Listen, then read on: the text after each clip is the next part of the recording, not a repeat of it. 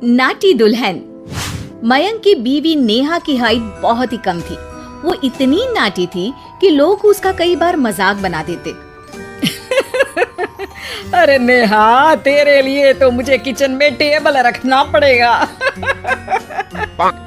माँ जी, इतनी भी नाटी नहीं हूँ मैं, और हाँ, हिल्स पहनकर तो बिल्कुल आपके बराबर आ जाती हूँ।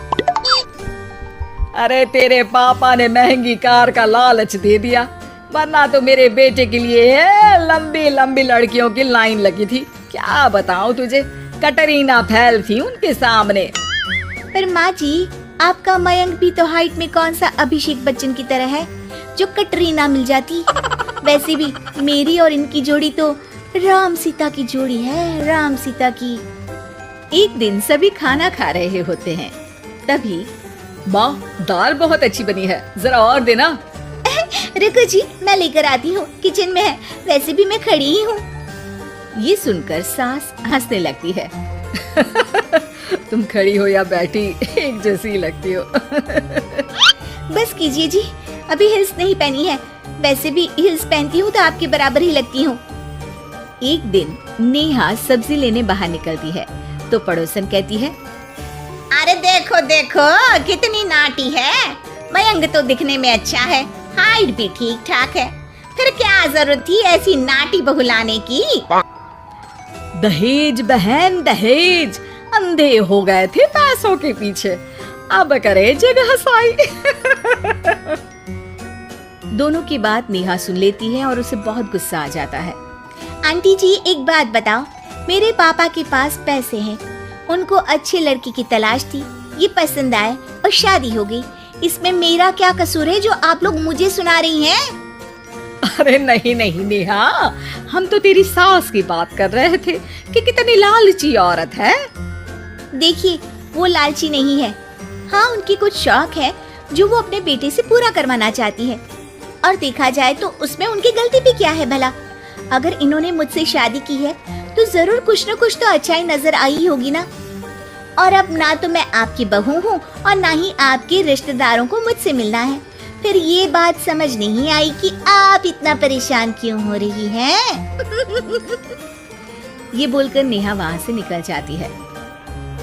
नेहा, चलो तैयार हो जाओ, हम लोगों को एक पार्टी में जाना है।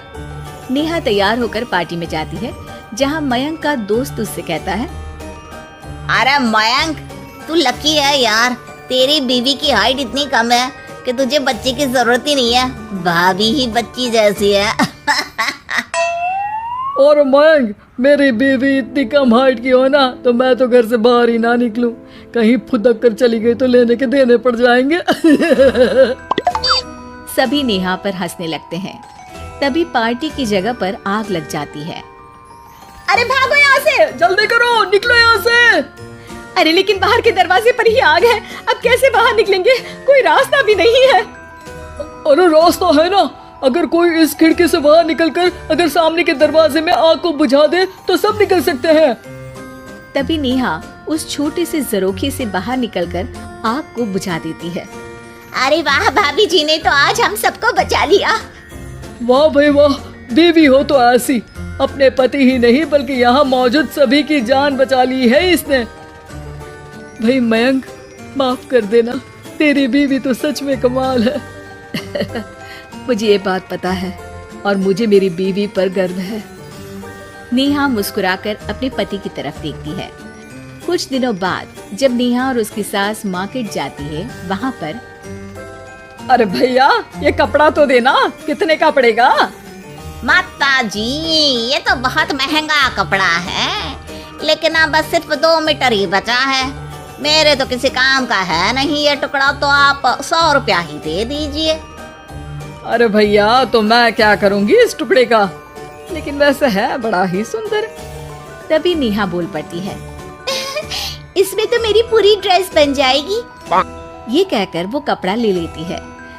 अगले दिन नेहा वो ड्रेस पहनकर सास के सामने आती है। अरे वाह नेहा, ये ड्रेस तो बहुत ही सुंदर लग रही है, बड़ी महंगी होगी ना? अरे कपड़ा तो मैंने ही पसंद किया था, बस पूरा नहीं था तो इसने ले लिया। सिर्फ 200 रुपए की ड्रेस है ये पूरी। देखो माँ जी, नाटी होने का भी कम फायदा नहीं है। जैसे तैसे दिन कट रहे थे। सास और पड़ोसियों के मजाक बनाने का सिलसिला चल ही रहा था कि एक दिन मोहल्ले से जोर जोर से आवाज आती है, हाय रे मैं मर गई, भगवान मैं क्या करूं? अरे क्या हुआ? देखते हैं तो सभी एक हॉल के सामने भीड़ लगाकर खड़े हैं। मेरा बेटा प्रिंस गड्ढे में गिर गया है। पड़ोसन जोर जोर से रोने लगती है कि तभी वहां नेहा आ जाती है। रोइए मत, मैं प्रिंस को लेकर आती हूँ। ये बोलकर नाटी सी पतली सी नेहा गड्ढे में घुसकर बच्चे को बाहर ले आती है। अब क्या था, एक बार फिर नेहा के लिए पूरा मोहल्ला तालियां बजाता है। मुझे माफ कर दो नेहा, मैंने तुम्हारी हाइट का कितना मजाक उड़ाया था। कोई बात नहीं मौसी, प्रिंस ठीक है, ये बात है। अब वो दिन आता है जब सास नेहा की तारीफ करती है। वाह बहू वाह, तेरी तारीफें सुन सुनकर तो मैं खुश हो गई। आज तो तूने ये साबित कर दिया कि समाज में इंसान अपने रंग रूप और लंबाई चौड़ाई से नहीं बल्कि साहस और हौसले से काबिल कहलाता है। मुझे माफ कर देना बेटा।